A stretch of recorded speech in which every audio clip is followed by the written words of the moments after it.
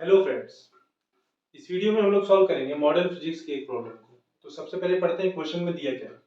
दिया है proton and alpha particle. तो एक प्रोटॉन दिया है, एक alpha particle are accelerated through the same potential difference. दोनों को सेम पोटेंशियल डिफरेंस के थ्रू एक्सेलरेट किया गया है। We have to find the ratio of their de Broglie wavelength.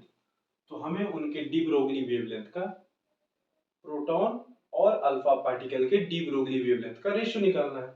तो सबसे पहले देखते हैं डी ब्रोगली वेवलेंथ का बेसिक फॉर्मूला क्या है।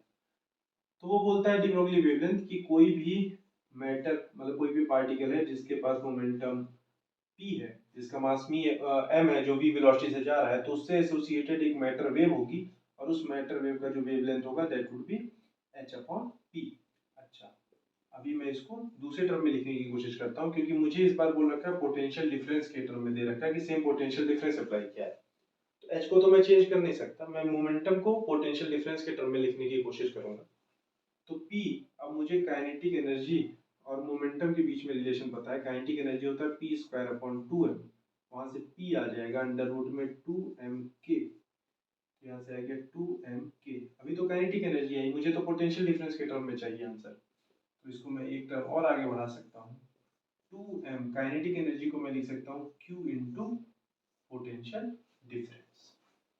तो ये अलग अलग फॉर्मेट हो गए डी ब्रोगली वेवलेंथ के।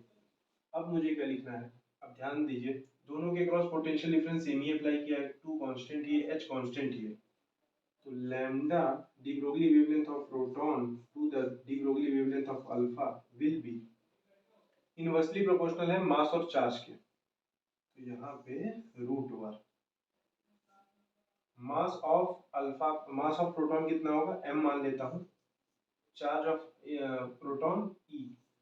अल्फा पार्टिकल का मास क्या होता है, अल्फा पार्टिकल हीलियम न्यूक्लियस है। हीलियम न्यूक्लियस के पास मतलब, या आयनाइज्ड हीलियम न्यूक्लियस बोल सकते हैं। चार, दो प्रोटॉन दो न्यूट्रॉन है, तो 4 टाइम्स m लिख दूंगा।